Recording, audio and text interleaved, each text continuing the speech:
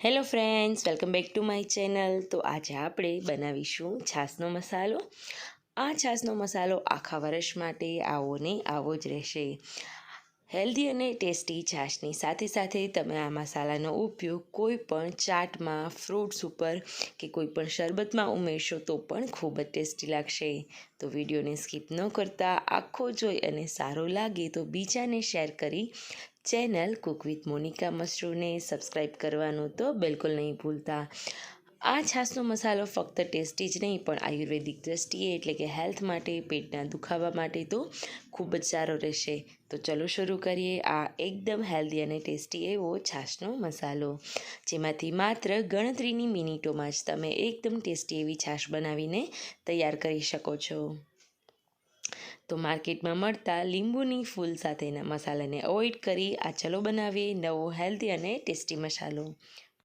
તો આ મસાલો બનાવવા માટે સૌથી પહેલાં મેં અહીંયા વજનથી જોઈએ તો 300થી 400 ગ્રામ જેટલી કોથમીર લીધેલી છે.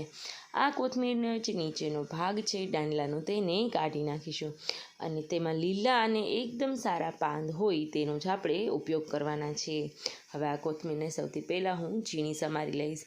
આ કોથમીરનો ઉપયોગ તમારે પહેલાં તો ધોઈને કરવાનો છે, તો પહેલાં ધોઈ લઈશું. હવે આપણે આની સુકવણી કરવાની છે. તો જો ઝીણા ઝીણા પાન અથવા તો ઝીણું સમારેલું હશે તો તે ફટાફટથી ડ્રાય થઈ જશે. હવે આ કોથમીરની વાત થઈ, જેને સારી રીતના મેં વોશ કરી લીધેલી. તેવી જ રીતે સાથે સાથે આપણે આમાં ફુદીનો અને લીમડાનો ઉપયોગ કરવાના છીએ.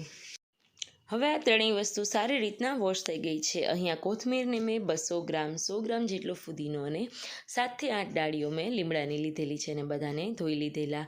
હવે હું અહીંયા ઝીણા સમારીને કોઈ કોટન ટોવાલ ઉપર, કાચું કોઈ પણ કોટનનું કાપડ હોય તેના ઉપર પાથરી દઈશ. આપણે તેને તડકામાં બિલકુલ ડ્રાય નથી કરવાના. ઓવરનાઇટ આપણે તેને પંખામાં જ રાખીશું.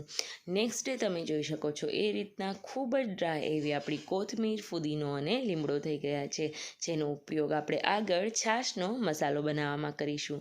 બિલીવ મી ફ્રેન્ડ્સ, આ રીતનો ગ્રીન મસાલો માર્કેટમાં ક્યાંય પણ નથી મળતો. તો એકવાર બનાવશો તો તે એકદમ હેલ્ધી અને ટેસ્ટી રહેશે. હવે આપણી સુકવણી પણ એકદમ સરસ ડ્રાય થઈ ગઈ છે. તો મસાલો બનાવવા માટે એક પેનને ગરમ થવા મૂકી દઈએ. પેન ગરમ થઈ જાય ત્યારબાદ હું અહીંયા 1 ચમચી જેટલો અજમો અને 1 ચમચી જેટલા તીખાના દાણા એટલે કે મરી લઈશ. ત્યારબાદ 1 ચમચી જેટલા તજ 5થી 6 ટુકડા લીધેલા છે. ત્યારબાદ 7થી 8 ચમચી જેટલા જીરું અને તેટલા જ સામે વજનથી જોઈએ તો 70થી 80 ગ્રામ જેટલા ધાણા લઈશું. જીરું અને આખા ધાણાનું પ્રમાણ સરખું રાખીશું. આ જે આપણે મસાલો બનાવીએ છીએ તેમાં તીખા અને જે અજમા ઉમેરેલા છે તેના લીધે પેટનો કોઈ પણ દુખાવો હશે તો બિલકુલ દૂર થશે. આખા ધાણા પેટને ઠંડક આપે છે. જીરુંના લીધે પણ પેટની જે ઉકળાટ હોય, ગરમી હોય તે દૂર થાય છે.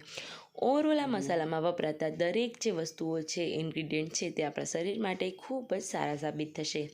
તો છાશ, ઉનાળામાં છાશ તો નોર્મલી બધાના ઘરે વધારે પીવાતી જ હોય છે, પણ એકવાર જો આ મસાલો ઉમેરશો તો તેમાં છાશના ગુણોને પણ વધારે ઇન્ક્રીઝ કરી દેશે. તો હવે અહીંયા કલર ચેન્જ વધારે નથી કરવાનો, માત્ર 3થી 4 મિનિટ મેં તેને ડ્રાય રોસ્ટ કરી લીધેલા. હવે આગળ જે ધાણા અને ફુદીનાની સુકવણી છે તેને આમાં ઉમેરી દઈએ અને ફરીથી 1થી 2 મિનિટ જો તેમાં થોડું એવું પણ મોઇશ્ચર હોય તો તેને શેકી લઈએ, જેથી કરીને આ મસાલો જો આખું વર્ષ પણ તમે સ્ટોર કરો તો તેમાં કોઈ પણ જીવાત બિલકુલ ના રહે. તો હવે અહીંયા 3થી 4 મિનિટ થઈ ગઈ છે. તો આપણે મોટા વાસણમાં આને ઠંડુ થવા રાખી દઈશું.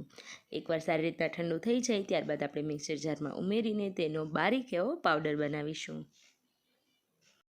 હવે છાશના મસાલાનો ટેસ્ટ વધારવા માટે સૌથી પહેલાં તો હું અહીંયા 1 મોટી ચમચી જેટલો સંચર પાવડર લઈશ. સંચર પાવડરના લીધે પેટની ગરમી દૂર થાય છે. મીઠું વધારે બીપીનું કારણ બને છે. તો અહીંયા આપણે 1 ચમચી જેટલું જ મીઠું ઉમેરીશું અને બાકીનું સંચર પાવડર. ત્યારબાદ 1 ચમચી જેટલો સૂંઠ પાવડર અને 2 ચમચી જેટલો આમચૂર પાવડર લેશું. સૂંઠ પાવડરના લીધે લૂ લાગવાનું પ્રમાણ ઘટી જાય છે અને સાથે સાથે ખટાશ માટે આ છાશમાં હું અહીંયા આમચૂર પાવડર લઈશ. આમચૂર પાવડર ઘરે કેમ બનાવવો તેનો વિડીયો હું ડિસ્ક્રિપ્શન બોક્સમાં આપી દઈશ, તો તે પણ ઘરે જરૂરથી જોજો. હવે અહીંયા મિક્સર જારને 2થી 3 વાર ચર્ન કરી અને આપણો એકદમ બારીક એવો પાવડર તૈયાર છે. તો સ્ટોર કરતાં પહેલાં તેને સારી રીતે ચાળી લેવાનો છે. તો હવે આ પાવડર સારી રીતના ચડાઈ અને છાશ બનાવવા માટે રેડી થઈ ગયો છે. હવે જો સ્ટોર કરવાનો હોય તો આપણે તેને કોઈ ક્લીન કરેલી એરટાઇટ કન્ટેનરમાં ભરી લઈશું, જેથી કરીને આખા વર્ષ દરમિયાન તે પાવડર આવો ને આવો જ રહે. આ મસાલાને ફ્રીજમાં રાખવાની બિલકુલ જરૂર નથી, તમે રેગ્યુલર કોઈ પણ જગ્યાએ તેને રાખી શકો છો. તો બસ આ મસાલામાંથી ઠંડી ઠંડી એવી છાશ બનાવીએ, જેના માટે 7થી 8 ચમચી જેટલું દહીં ઉમેરીશું. આ છાશ એકદમ ઘાટી રાખીશું, જેથી ઠંડી ઘાટી અને એકદમ ચટાકેદાર મસાલાવાળી છાશ બધાને ખૂબ જ ભાવે. હવે અહીંયા આગળ જે ક્રશ કરેલો મસાલો છે તેને 2 ચમચી ઉમેરી દઈએ. આમાંથી ટોટલ 4 ગ્લાસ જેટલી આપણી છાશ બનીને તૈયાર થઈ જશે. હવે થોડા એવા આઈસ ક્યુબ્સ ઉમેરી પાણી ઉમેરીને તેને સારી રીતના ક્રશ કરી લઈશું. તો તૈયાર છે ઉનાળામાં અમૃત સમાન એવું ઠંડુ પીણું મસાલા છાશ. જેનો મસાલો માર્કેટ કરતાં સસ્તો, ચોખ્ખો અને એકદમ ટેસ્ટી બનાવેલો છે. આ રેસિપીનો વિડીયો સારો લાગ્યો હોય તો બીજાને શેર કરજો, અને હા, ચેનલ પર નવા હોય તો ફટાફટથી સબસ્ક્રાઈબ કરી દેજો. Thank you.